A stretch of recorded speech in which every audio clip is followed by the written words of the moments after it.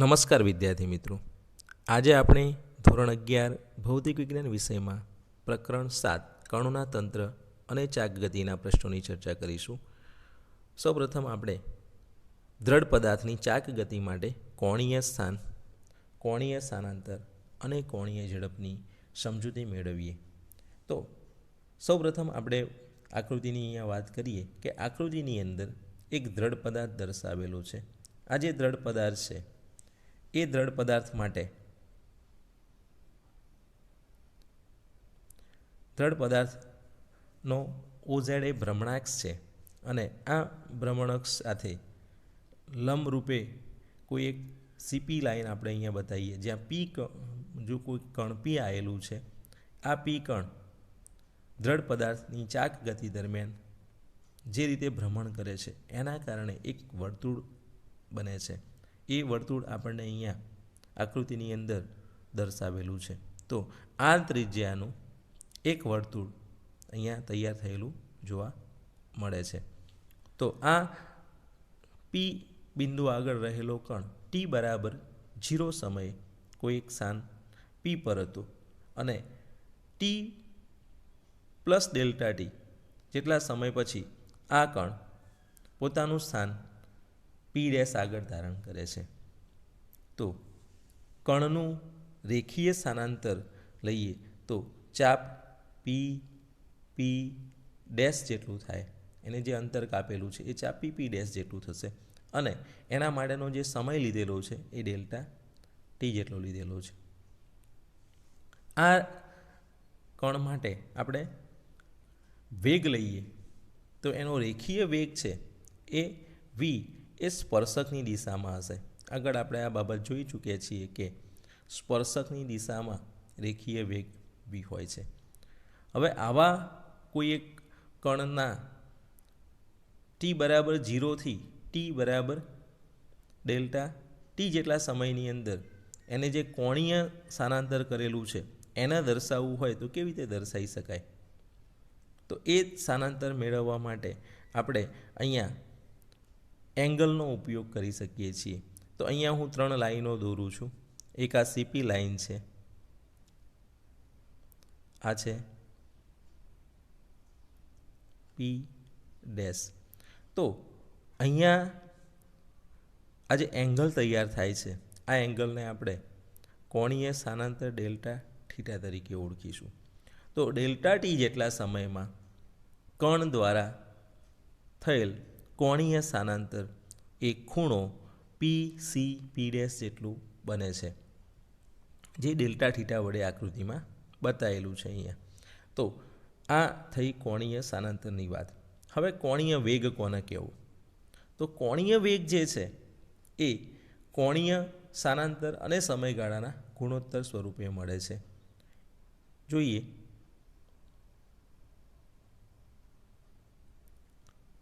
તો આ કોણીય સ્થાનાંતર ડેલ્ટા થીટા છે અને એનો સરેરાશ કોણીય વેગ ધારો કે ઓમેગા હોય, તો એ ઓમેગા મેળવવા માટે આપણે ડેલ્ટા થીટા અને ડેલ્ટા ટીનો ગુણોત્તર લેવો પડે. તો delta theta by delta T એ આપણને શું આપે છે? કોણીય વેગ આપે છે, સરેરાશ કોણીય વેગ. હવે અગાઉ જે રીતે આપણે સમજ્યા હતા કે કોણીય જે વેગ છે એ સરેરાશ હોય એમાંથી તત્કાલીન મેળવવો હોય તો શું કરીએ છીએ?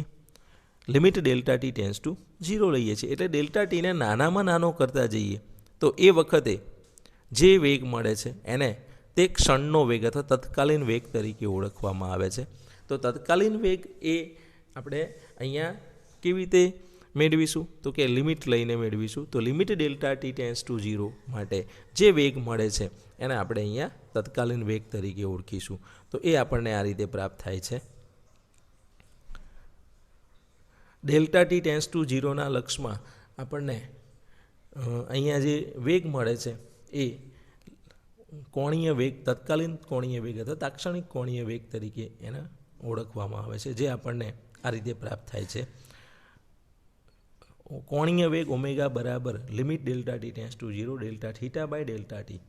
અને આપણે જાણીએ છીએ કે ડેલ્ટા થીટા બાય ડેલ્ટા ટીનું ડેલ્ટા ટી ટેન્સ ટુ 0નું લક્ષ મેળવવામાં આવે તો એ વિકલનમાં રૂપાંતરિત થઈ જાય છે. તો ઓમેગા બરાબર ડી થીટા બાય ડીટી. તો આ બાબત તમારે અહીંયા સમજવાની છે. ડી થીટા બાય ડીટી એ આપણને કોણીય વેગ આપે છે જે તત્કાલીન છે, અને delta theta by delta T એ આપણને અહીંયા કોણીય વેગ આપે છે, પણ એ સરેરાશ સ્વરૂપે મળે છે. હવે આપણે આ 3 વ્યાખ્યાઓની વાત કરી દઈએ. કોણીય સ્થાનની વ્યાખ્યા. તો ચાક ગતિ કરતા પદાર્થના કોઈ પણ કણે આપેલ નિશ્ચિત સંદર્ભ રેખા સાથે જે કોણ બનાવવામાં આવે છે તે સમયે તે કણનું કોણીય સ્થાન કહેવાય છે. હવે આના આકૃતિ દ્વારા સમજીએ કે આકૃતિની અંદર આ જે કોણીય સ્થાન કેટલું છે શરૂઆતની સિચ્યુએશનમાં. તો આકૃતિ આપણે ફરી અહીંયા જે આપેલી છે આનો ઉપયોગ કરીએ. જોઈ શકાય છે આકૃતિની અંદર કે પી જે બિંદુ અહીંયા આપેલું છે, આ જે પી છે એને કોઈ સંદર્ભ રેખાનો આપણે વિચાર કરીએ. નિશ્ચિત સંદર્ભ રેખા એટલે અહીંયા આપણે ધારો કે વાય એક્સ લઈ લઈએ. વાય એક્સ આપણા માટે નિશ્ચિત સંદર્ભ રેખા છે. તો આના સાથે જે ખૂણો તૈયાર થાય છે એ ખૂણાને આપણે અહીંયા કોણીય સ્થાન તરીકે ઓળખીશું. એટલે અહીંયા આ પરિસ્થિતિ પ્રમાણે વિચારીએ તો વાય એક્સ સાથે કોણીય સ્થાન θ1નો જવાબ 0 મળે છે. ફરીથી ચાક ગતિ કરતા પદાર્થના કોઈ પણ કણે આપેલ નિશ્ચિત સંદર્ભ રેખા સાથે બનાવેલ કોણને તે સમયે તે કણનું કોણીય સ્થાન કહે છે, જેને આપણે થીટા વડે દર્શાવીએ છીએ. હવે પી કણનું કોણીય સ્થાન કેટલું ગણાય તો કે 0, પણ પી ડેશનું કોણીય સ્થાન લેવા જઈએ તો 0 નહીં બને.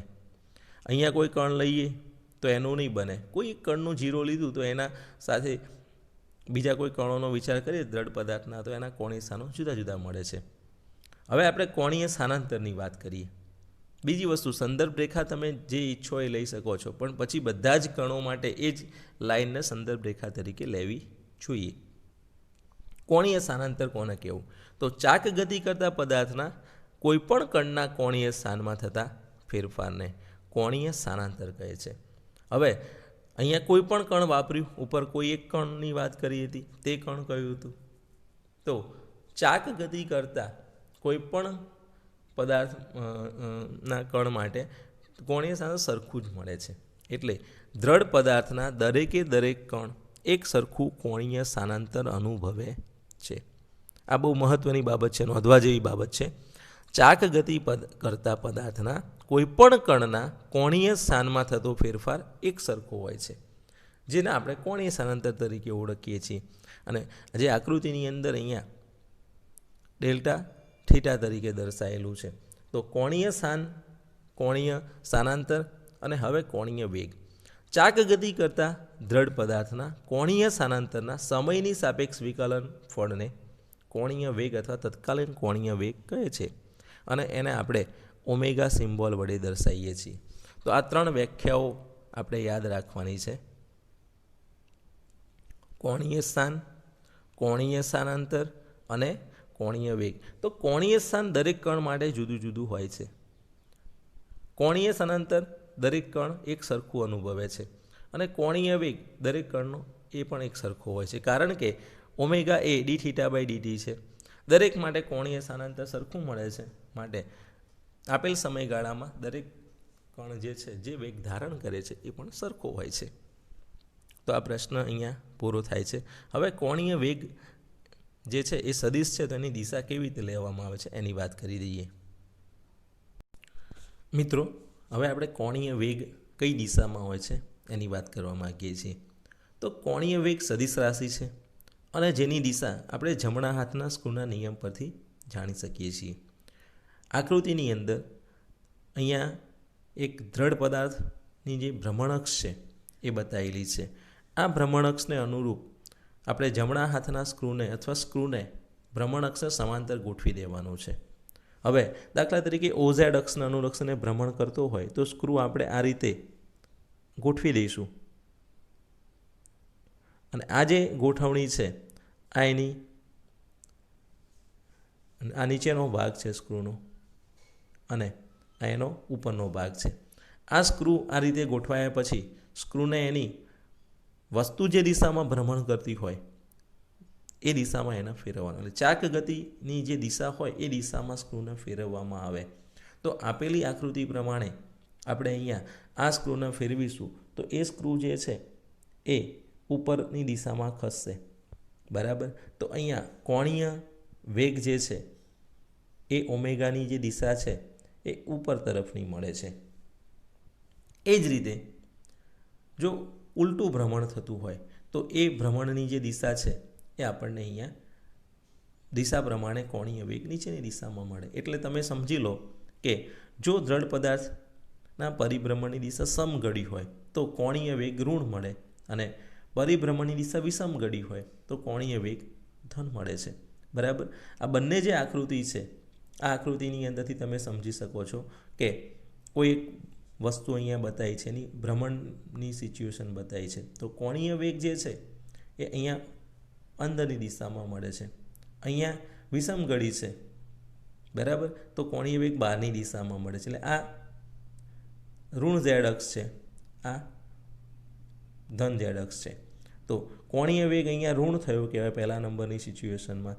બીજા નંબરની સિચ્યુએશનમાં કોણીય વેગ ધન થયો કહેવાય. એ પ્રમાણે જોઈએ તો સ્થિર અક્ષને અનુલક્ષીને ચાક ગતિ કરતા પદાર્થનો કોણીય વેગ ભ્રમણ અક્ષને સમાંતર હોય છે.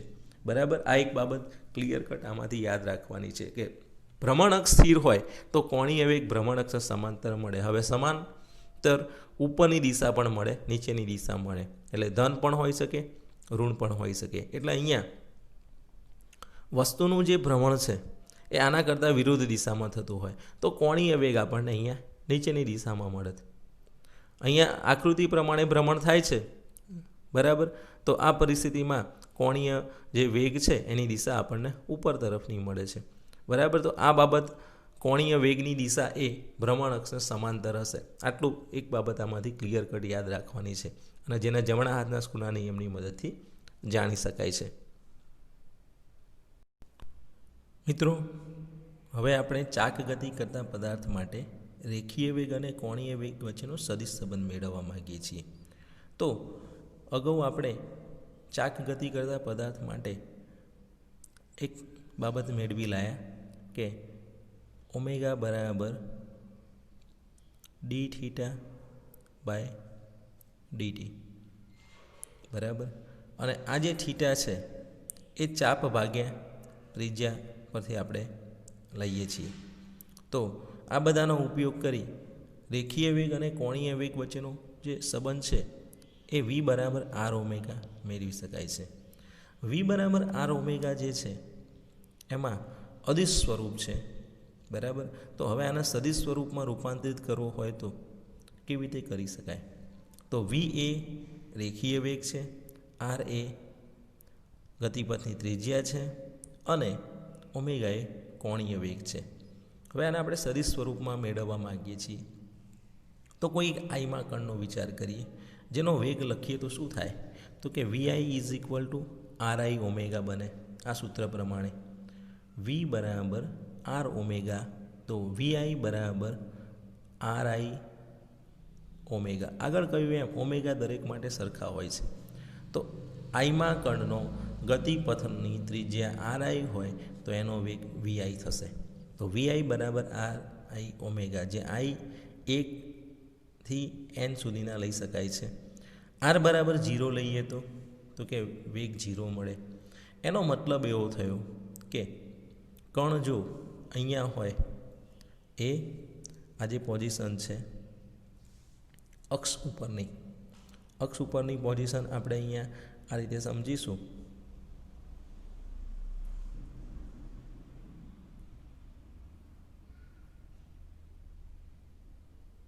અક્ષ જે છે હા, તો કણ અહીંયા હોય કે અહીંયા હોય, કોઈ પણ પોઝિશનમાં કણ હોય અક્ષ ઉપર તો એનો આર 0 થવાનો અને આર 0 થશે તો વી પણ 0 થવાનો છે. એટલે એનો મતલબ કે એ કણ સ્થિર છે. એટલે અક્ષ ઉપરના તમામે તમામ કણો જે અક્ષ ઉપર આવેલા છે એ દરેકે દરેક કણ કેવા છે? તો કે સ્થિર છે. હવે આકૃતિની અંદર એક સ્થિર ઝેડ અક્ષ જે છે એ એનો ભ્રમણ અક્ષ બને છે અને કોઈ એક કણ પીનો વિચાર કરીએ છીએ. આ કણનો ઉગમ બિંદુ ઓની સાપેક્ષે સ્થાન સદિશ ઓપી બને છે. અહીંયા ઉગમ બિંદુ છે, ધારો કે આ ઉગમ બિંદુ છે જ્યાં એક્સ અક્ષ વાય અક્ષ અને ઝેડ અક્ષ ભેગા થાય છે. એનો સ્થાન સદિશ ઓપી આ રીતે બતાવી શકાય, બરાબર. અને વર્તુળાકાર પથના કેન્દ્ર સીથી તેનું લંબ અંતર સીપી છે, જેને આપણે આર લંબ તરીકે ઓળખીએ છીએ. એટલે પહેલી બાબત, વર્તુળના કેન્દ્રથી જે અંતર છે પીનું એ આર લંબ તરીકે દર્શાવેલું છે, અને ઉગમ બિંદુથી જે આ અંતર છે એને આર વડે દર્શાવેલું છે. હવે વર્તુળાકાર પથના કેન્દ્ર સીથી લંબ અંતર આર લંબ ના પદમાં આપણે એક સમીકરણ તૈયાર કરવા માગીએ છીએ. તો હવે આપણે ઓમેગા ક્રોસ આર મેળવવા માગીએ છીએ. ઓમેગા સદિશ ક્રોસ આર સદિશ શું મળે? તો કે આ ઓમેગા સદિશ અને આર સદિશની જગ્યાએ હવે હું ઓપી સદિશ લખી દઉં તો આવું બને. આ ઓપી સદિશ બે સદિશોમાં વિભાજિત થયેલો છે. કયા બે સદિશો થાય? તો કે ઓસી થાય, ઓસી, અને બીજો થશે સીપી. ઓસી અને સીપી ભેગા થઈ ઓપી બનાવે છે. તો ઓપીની જગ્યાએ શું લખી દેવાય? તો કે ઓમેગા ક્રોસ કૌંસમાં ઓસી પ્લસ સીપી. ત્રિકોણનો નિયમ અહીંયા આપણે વાપરીએ છીએ. હવે મિત્રો, તમે કેટલાક ગુણધર્મો જોયા સદિશ ગુણાકારના. તો ઓમેગા ક્રોસ ઓસી લખાય પ્લસ ઓમેગા ક્રોસ સીપી પણ લખાય. ઓમેગા ક્રોસ ઓસી અને ઓમેગા ક્રોસ સીપી. તો હવે આમાંથી કેટલા સ્ટેપ બનશે? તો કે આપણને બે સ્ટેપ અલગ અલગ બને છે. અને જોઈએ આ રીતે મળે છે.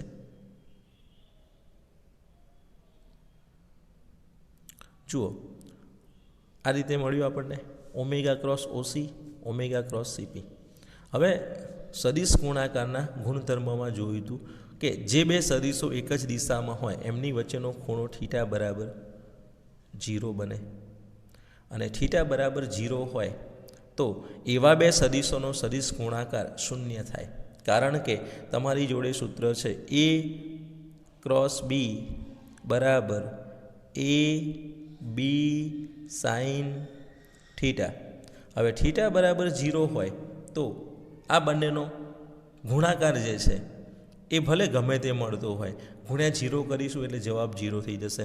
એટલે ઓમેગા ક્રોસ ઓસીનો જવાબ 0 મળે. ઓમેગા ક્રોસ સીપી કેટલા થાય? તો સીપી એ શું બતાવે છે? લંબ અંતર બતાવે છે વર્તુળના કેન્દ્રથી. તો એની જગ્યાએ આપણે ધારી લઈએ કે જે ધારણા મૂકેલી છે એ આર લંબ છે, બરાબર. આર લંબ અને ઓમેગાનું મૂલ્ય ઓમેગા છે. તો ઓમેગા ક્રોસ સીપીનો જવાબ શું મળ્યો? તો કે ઓમેગા ઇન્ટુ આર લંબ મળ્યો, બરાબર. તો આ રીતે ઓમેગા સદિશ ક્રોસ આર સદિશ બરાબર ઓમેગા સદિશ ક્રોસ સીપી સદિશ લખાય. અને આની ઉપરથી આપણે આજે જે જવાબ મેળવીને લાવેલા છીએ એ બીજા ફોર્મમાં આ રીતે પણ લખી શકીએ છીએ. ઓમેગા ક્રોસ આર સદિશ બરાબર ઓમેગા ક્રોસ આર લંબ સદિશ. અને આ આર લંબ સદિશ એટલે શું? તો કે આર લંબ સદિશનો મતલબ થાય છે અહીંયા કેન્દ્રથી પી બિંદુ સુધીનું અંતર. વર્તુળના કેન્દ્રથી જે પી બિંદુ છે એના સુધીનું અંતર છે, બરાબર. હવે તમે આકૃતિ ઉપરથી શું જોઈ શકો છો? તો આકૃતિ ઉપરથી સ્પષ્ટ જોઈ શકાય છે કે આ જે આકૃતિ છે આ આકૃતિની અંદર